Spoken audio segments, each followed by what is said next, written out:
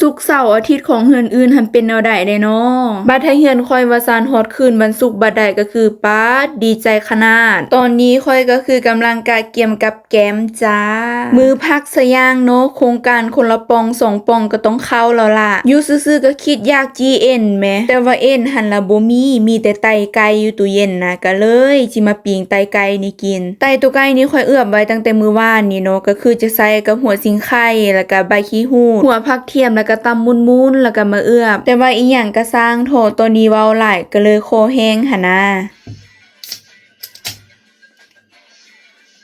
ได้ยินเสียงเปิดกระป๋องบันไดก็คือซื่นใจขันนาดตอนนี้โครงการคนละกระป๋องได้เริ่มขึ้นแล้ว โครงการนี้มีรายซื้ออยู่2รายซื้อที่เข้าร่วมมีแต่อีนี่กับบางนันกับแกมของพวกค่อยก็จะมีอยู่2อย่าง นั่นก็คือ GN กับทอดกุ้งแต่ก่อนอื่นเมื่อค่อยจิมาปรุงแป้งเตรียมทอดตัวกุ้งซะก่อนแป้งที่ค่อยใส่ในการทอดก็อย่างที่เห็นนั่นเลยจ้า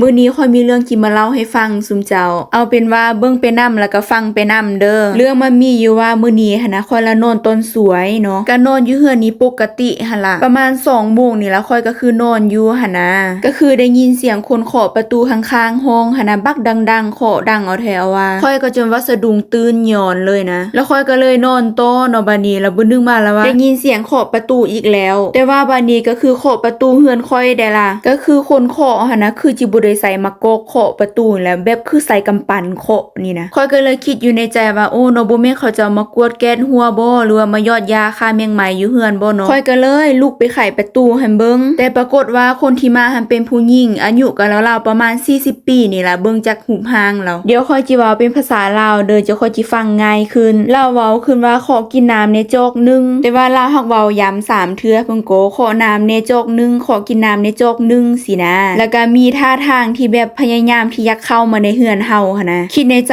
โอ้แล้วว่าเฮ็ดปานว่าเฮาฮู้จักกันนี่เนาะค่อยก็เลยถามเราไปว่ามีเดอร์บ่สินะค่อยก็เว้าจังสีออกไปเลยเนาะแล้วเราละถามว่าเจ้าเป็นคนเกาหลีบ่ค่อยก็แนมเบิ่งหน้าเราเฮ็ดหน้าคือจังบ่พอใจนี่แล้วค่อยก็บอกว่าบ่ค่อยบ่แม่นคนเกาหลีแล้วพอเราได้ฟังจังซั่นเราบอกว่าบ่เป็นหยังแล้วก็ย่างออกไปเลยคือจังว่าเราหาก็ไปย่างเข้ามื้อนี้นะเพราะว่าใส่หมวกนุ่งเสื้อแขนยาวทรงขายาวพามีเปเด้คือสิบ่แม่นคนทรงหาก็ไปสวนมาดอกและอีกอย่างนะทางหน้าเฮือนคนนี้นึงนะมันมีมินิมาร์ทนะคันหากว่าเจ้าอยากกินน้ำนะน้ำดื่มแต่ตุกนึง700 3ตุก1,000 วอนสิก็มีขายค่อยก็คือรู้สึกงงๆแฮงกับเหตุการณ์ที่เกิดขึ้นนี่